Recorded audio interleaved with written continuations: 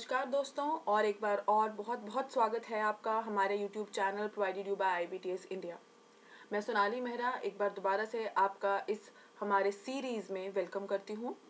जैसे कि आप जानते हैं, ये जो हमारा सीरीज़ का जो एक हमने सीरीज़ स्टार्ट किया है, ये सीरीज़ हमारा HPPSC द्वारा रिलीज्ड एग्ज़ाम के रिगार्डिंग हमने स्टार्ट किया है। ये HPPSC ने जो अभी रिसेंटली नायब तहसीलदार का एग्ज़ाम निकाला है, आप सब जानते ही हैं, उसके रिगार्डिंग है। तो ताकि आपकी प्रिपरेशन काफ़ी अच्छी रहे और आप अपने जो भी आप पढ़ रहे हैं, आपके कॉन्सेप्ट्स को आप पॉलिश रखें, उनको रिवाइज करते रहें, उसके रिगार्डिंग हमने ये free mock test series start की है, जिसमें हम डेली के कुछ 10 सवालों को जो है वो डिस्कस करते हैं। 10 सवाल रोज हम डिस्कस करते हैं और उसमें से कुछ चीज़ें आपसे पूछी भी जाती हैं, जिसको आप लोग कमेंट सेक्शन में बताते भी हैं। तो इसी सीरीज को फॉलो करते हुए आज हम डे 12 को लेकर के आपके सामने आए हैं। डे 12 में भी आज हम 10 जो है वो क्वेश्चंस को डिस्कस करने वाले हैं। अगर आपने अभी तक पीछे के जो जितने भी वीडियोस हैं 1 to 11 वो अभी तक नहीं देखे हैं, तो आप एक बार प्लीज़ उन्हें देख लीजिए, क्योंकि उन क्वेश्चंस को करने से और भी ज़्यादा आपके जो कॉन्सेप्ट्स हैं वो क्लियर हो जाएंगे। तो चलिए विदाउट एनी डिले हम आज का ये वीडियो स्टार्ट करते हैं। तो आज का पहला सवाल जो है उसको हम डिस्कस करते हैं। आज का पहला सवाल है, under whose chairmanship the Mandi conference in 1946 was held at Mandi. यानी कि सवाल पूछ रहा है 1946 में मंडी सम्मेलन किसकी अध्यक्षता में मंडी में आयोजित किया गया था। यानी कि जो मंडी सम्मेलन हुआ था, मंडी कॉन्फ्रेंस जो आपकी 1946 में हुई थी, वो किसकी अध्यक्षता में किया गया था। ऑप्शन ए है colonel GS Dhillon, option B है Rana Durga Singh, option C is Basti Ram and option D is Jawaharlal Nehru. तो इसका सही उत्तर है option A colonel GS Dhillon. आगे बढ़ने से पहले मैं आपको पहले ही बता दूं, ये जो टॉपिक है ये आपका प्रजामंडल्स वाला जो टॉपिक हम पढ़ते हैं उसमें से ही ये सब क्वेश्चंस पूछे गए हैं। यानी कि ब्रॉड टर्म्स में अगर मैं आपको बताऊं तो हमारा जो एक टॉपिक है freedom to statehood, freedom struggle to statehood, वहां पर आपको ये वाला टॉपिक जो है वो मिल जाता है। आई होप आपने ये टॉपिक अच्छे से रेडी कर लिया होगा, लेकिन अगर अभी तक आपसे ये टॉपिक रेडी नहीं किया गया है या नहीं कर पाए हैं किसी भी कारणवश, तो आप इस टॉपिक को बहुत अच्छे से रेडी कीजिए, क्योंकि ये जितना प्रीलिम्स के लिए इम्पोर्टेंट है उससे कई गुना ज़्यादा ये मेंस के लिए इम्पोर्टेंट टॉपिक है। मेंस में आपको मैं पहले की वीडियोस में भी बता चुकी हूँ, प्रजामंडल पे काफ़ी क्वेश्चंस आते हैं, मंडी कॉन्फ्रेंस हो गया, बिलासपुर कॉन्स्पिरेसी हो गया, इस तरह से करते करते बहुत सारे क्वेश्चन जो हैं वो इस टॉपिक से बनते हैं। चलिए आगे बढ़ते हैं हमारे अगले सवाल की ओर। हमारा अगला सवाल है, Which of the following Governor Generals of India made a visit to Chamba on 13th of November 1871? यानी कि निम्नलिखित में से भारत के किस गवर्नर जनरल ने 13 नवंबर 1871 को चंबा का दौरा किया था। ऑप्शन ए है लॉर्ड मायो, ऑप्शन बी है लॉर्ड लिटन, ऑप्शन सी है Lord Ripon and option D is none. तो इसका सही उत्तर है option A, that is Lord Mayo. जब भी आप मॉडर्न हिस्ट्री का टॉपिक पढ़ें कोई भी, तो मॉडर्न हिस्ट्री में याद रखिएगा आपको हमेशा जो वहाँ के गवर्नर जनरल रहे हैं पर्टिकुलरली इंडिया के उस समय, उनका आपको नाम याद रखना है। जैसे कि अगर आप मान लीजिए स्पेक्ट्रम बुक फॉलो करते हैं अगर हिस्ट्री का, मॉडर्न हिस्ट्री के लिए, तो मॉडर्न हिस्ट्री के स्पेक्ट्रम में लास्ट में आपको गवर्नर जनरल्स का एक लिस्ट मिल जाएगा। उस लिस्ट को आप थोड़ा ध्यान से देख लीजिए। सब कुछ चीज़ें हमें बिल्कुल टू द पॉइंट याद हो ये भी ज़रूरी नहीं है, लेकिन थोड़ा सा आइडिया आपके पास रहना चाहिए, ताकि इस तरह के सवाल यानी कि 1871 देख करके आप बाकी 3 ऑप्शंस को एलिमिनेट कर सको और सही आंसर को आप टिक कर सको। तो यहाँ पे सही उत्तर है लॉर्ड मायो। आगे चलते हैं हमारे अगले सवाल की ओर। हमारा नेक्स्ट क्वेश्चन है, where was the Gandhi Irwin Pact signed. आप सब जानते ही हैं गांधी इरविन पैक्ट हम मॉडर्न हिस्ट्री में पढ़ते हैं। सो गांधी इरविन समझौता कहाँ हुआ था। जो गांधी इरविन पैक्ट हुआ था आप जानते हैं ये 1931 में हुआ था बिगनिंग में। तो इसके ऑप्शंस हैं, option A Solan, option B Shimla, option C Dalhousie and option D is Chamba. इसका सही आंसर है option B, that is Shimla.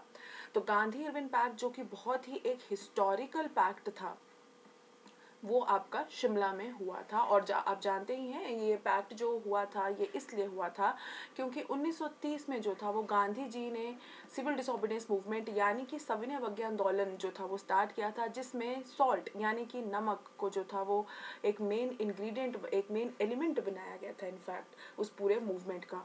और क्योंकि ये मूवमेंट काफ़ी बड़े लेवल तक यानी कि नेशनल लेवल पर ये बहुत ज़्यादा एक्सटेंड हो गया था, तो थ्रू आउट वर्ल्ड जो था इसका एक गूंज देखने को मिला था। और थ्रू आउट वर्ल्ड जो था, लोगों ने ब्रिटिशर्स का एक क्रूअल फेस देखा था, जिस वजह से ब्रिटिशर्स की जो इमेज थी उस पर सवाल खड़े हो रहे थे। तो क्योंकि इस सिविल डिसोबीडियंस मूवमेंट को रोकना बहुत ज़्यादा ज़रूरी था ब्रिटिशर्स के लिए, ताकि वो अपनी इमेज को मेंटेन करके रख सके, बचा कर रख सके, इसलिए गांधी इरविन पैक्ट की गई थी, जिसमें इरविन और गांधी जी ने आपस में मिलकर के इन्होंने कुछ इनकी बातें मानी थी, इन्होंने कुछ इनकी, जिसमें इन्होंने ये डिसाइड किया था गांधी जी ने कि CDM को क्या कर दिया जाएगा, बंद कर दिया जाएगा। लेकिन इन रिटर्न उन्होंने अपने भी कुछ वहाँ पे डिमांड्स रखी थी, और साथ ही साथ उन्होंने आपका सेकेंड राउंड टेबल कॉन्फ्रेंस में जो था वो पार्टिसिपेट करने का डिसाइड भी किया था। मॉडर्न हिस्ट्री में आप ये पढ़ते ही हैं कि जब राउंड टेबल कॉन्फ्रेंस हुई थी तो 3 राउंड टेबल कॉन्फ्रेंस थी, जिसमें से फर्स्ट, सेकंड, थर्ड में से सिर्फ सेकंड में जो थी वो INC ने पार्टिसिपेट किया था। तो ये उसी की वजह से पार्टिसिपेट उन्होंने वहाँ पे किया था। आई होप ये वाला टॉपिक आपका अच्छे से रेडी होगा। आगे चलते हैं हमारे अगले सवाल की ओर। हमारा नेक्स्ट क्वेश्चन है, Spiti river is the tributary of which of the following river? Spiti नदी निम्नलिखित में से किस नदी की सहायक नदी है? देखिए, ये आपको डायरेक्टली जो क्वेश्चन पूछ रहा है, ये आपको पता है रिवर एंड इट्स ट्रिब्यूटरीज का जो है ये क्वेश्चन है। तो आपको रिवर्स और साथ ही साथ उनकी ट्रिब्यूटरीज ये अच्छे से जो है वो रेडी कर लेनी है, चाहे आप HP की रेडी कर लें, चाहे आप उसकी समझ लें इंडिया की, या फिर चाहे आप HP की, क्योंकि दोनों ही आपको एग्जाम के लिए रेडी करनी है।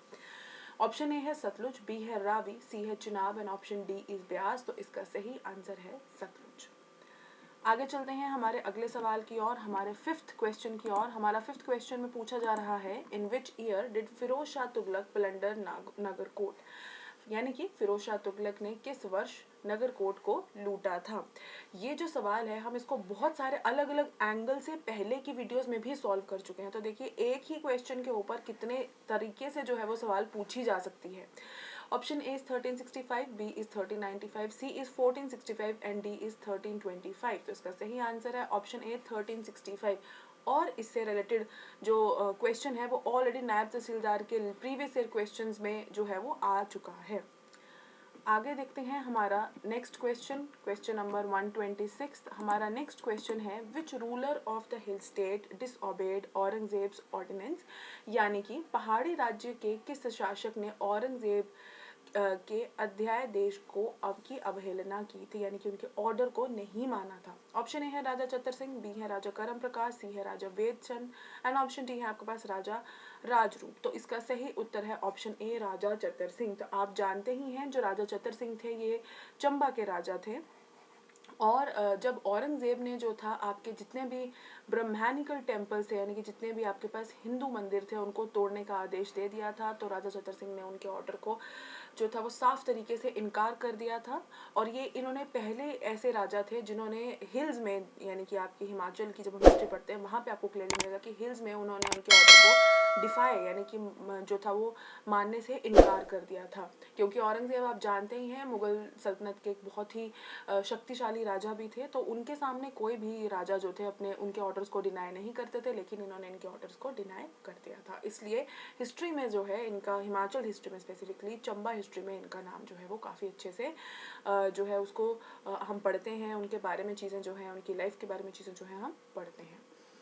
आगे देखते हैं हमारा नेक्स्ट क्वेश्चन, क्वेश्चन नंबर 127, यानी कि आज का 7वां सवाल। What is the literacy rate of Himachal Pradesh as per census 2011? 2011 की जनगणना के अनुसार हिमाचल प्रदेश की साक्षरता दर कितनी है? ऑप्शन ए है 82.8, 82.80, option C is 68.80 and option D is 73.20। इसका सही आंसर है ऑप्शन ए, यानी कि 82.80। देखिए, इस तरह के सवाल आपके HAS में भी पूछे गए हैं, NT में भी पूछे गए हैं, अलाइड सर्विसेज में भी पूछे गए हैं। दैट मीन्स आपको सेंसस वाला जो टॉपिक है, सेंसस वाले टॉपिक को बहुत अच्छे से रेडी कर लेना है। मैंने आपको पिछली वीडियो में भी बताया है, सेंसस 2011 तो बिल्कुल अच्छे से रेडी करना है, जिसमें आपको लिटरेसी रेट, फर्दर उसमें लिटरेसी रेट में आपका फीमेल्स का, मेल्स का, इसमें आपको सेक्स रेशो, ये सारी चीज़ों के ऊपर जो है आपको हर एक चीज़ को नोट डाउन करना है और उनको अच्छे से रिवाइज करना है। इनफैक्ट यही सब चीज़ें आपको मेंस में भी आती हैं, तो मेंस में भी आपको लिखने को आ जाता है, इंटरव्यू स्टेज पे भी आपसे जो है इन चीज़ों को पूछ लिया जाता है। तो आपको वहाँ पे हिमाचल का 2011 का सेंसस जो है वो पढ़ के जाना है। आगे देखते हैं हमारा नेक्स्ट क्वेश्चन। हमारा नेक्स्ट क्वेश्चन जो है वो भी हमने सेंसस से लिया है ताकि आपका सेंसस अच्छे से रिवाइज हो जाए। What is the sex ratio of Himachal Pradesh as per census 2011। देखिए अब यहाँ पे हिमाचल प्रदेश के सेंसस से आपको पूछा गया है सेक्स रेशियो, यानी कि आपको लिंगानुपात जो है वो बताना है 2011 की जनगणना के अनुसार। ऑप्शन ए है 970, बी है 968, सी है 972 एंड डी है 976। तो इसका सही आंसर है ऑप्शन सी, दैट इज 972। आप कमेंट सेक्शन में बताइए कि इंडिया का जो आपका सेक्स रेशो है 2011 के सेंसस के अकॉर्डिंगली वो कितना रहा है। तो आप कमेंट सेक्शन में इसको बताइए। हिमाचल का मैंने आपको बता दिया है। आगे बढ़ते हैं हमारे अगले सवाल की ओर। हमारा जो नेक्स्ट क्वेश्चन है ये लेक पर बेस्ड है। The Chamera lake is located in which district of Himachal Pradesh. Chamera झील हिमाचल प्रदेश के किस जिले में स्थित है। Option A is Chamba, B is Una, C is Kangra and D is Kinnaur. इसका सही उत्तर है option A, that is Chamba. आप जानते ही हैं कि चंबा के ऊपर, चंबा में जो ये चमेरा लेक है इसके ऊपर जो है आपके पास हाइड्रो प्रोजेक्ट भी है जो कि आपका 3 स्टेजेस में जो है बनाया गया है। चमेरा 1, चमेरा 2 एंड चमेरा 3। आपका काम है इन तीनों की जो कैपेसिटीज़ हैं उसको याद करना। तो पिछली वीडियोस में मैं ऑलरेडी आपके साथ ये डिस्कस कर चुकी हूँ कि आपको एक लिस्ट बनाना है हाइड्रो पावर प्रोजेक्ट्स का, जिसमें आपको एक तरफ प्रोजेक्ट का नाम लिखना है, दूसरा कहाँ पे वो लोकेटेड है और तीसरा उनका कैपेसिटी जो है वो आपको लिखना है। इस तरह से ये लिस्ट जब आपका रेडी हो जाएगा, इसको फाइनल प्रीलिम्स में जाने से पहले आपको एक बार रिवाइज करना है और आपके 1 to 2 क्वेश्चंस आने के चांसेस यहाँ सेक्शन से रहते ही हैं। आगे बढ़ते हैं हमारे आज के लास्ट क्वेश्चन की ओर और हमारा आज का क्वेश्चन है which of the following places is also known as mini Switzerland. निम्नलिखित में से किस स्थान को मिनी स्विट्जरलैंड के नाम से भी जाना जाता है। Option A is Khajjiar, B is McLeodganj, C is Palampur and D is Rampur. जिसका सही आंसर है option A, that is Khajjiar. तो खजियार जो है उसको मिनी स्विट्जरलैंड के नाम से भी जाना जाता है। इसके रिगार्डिंग ये क्वेश्चन हम पहले जो है प्रीवियस वीडियोस में जो है वो डिस्कस कर चुके हैं। उसी तरह से अगर हम कोई और पर्टिकुलर डिस्ट्रिक्ट का कोई और नेम से बुलाया जाता है या फिर कोई हिस्टोरिकल नेम्स होते हैं जैसे हिंदूर, नालागढ़, कहलूर, बिलासपुर, इस तरह के नाम आपको सारे याद रखने हैं। इस तरह के क्वेश्चन जो है वो एनटी के पेपर में पूछे जाते हैं। तो आई होप आज के जो 10 क्वेश्चंस थे वो आपको अच्छे से समझ में आ गए होंगे। आपसे एक सवाल भी पूछा गया है, उस सवाल को आप कमेंट सेक्शन में जो है वो बताएं ताकि आपका पार्टिसिपेशन भी इक्वल रहे। कोई भी तरह का डाउट आपके मन में रहता है या कोई सजेशन आप चाहते हैं, कोई पर्टिकुलर टॉपिक पे अगर आप वीडियो चाहते हैं या किसी पर्टिकुलर टॉपिक के रिगार्डिंग कुछ भी पूछना चाहते हैं, आप कमेंट सेक्शन में हमें लिख सकते हैं। आपको मैं बता दूं IBTS इंडिया स्पेसिफिकली हिमाचल से रिलेटेड जो भी HPPSC एग्जाम्स रिलीज करती है उसके रिगार्डिंग आपकी प्रिपरेशन करवाता है और हम स्पेसिफिकली डेडिकेटेड हैं HP जो स्टेट PCS है आपका हिमाचल प्रदेश का, उसकी प्रिपरेशन करवाने के लिए। तो अगर आपको कोई भी तरह का एडमिशन से रिलेटेड या फिर कोई एग्जाम से रिलेटेड कुछ भी क्वेरी हो तो आपकी स्क्रीन पे नंबर्स भी आपको दिखाए गए हैं, आप उन पे कॉल कर सकते हैं या फिर कमेंट सेक्शन में उसको लिख सकते हैं। अपना समय देने के लिए बहुत बहुत धन्यवाद।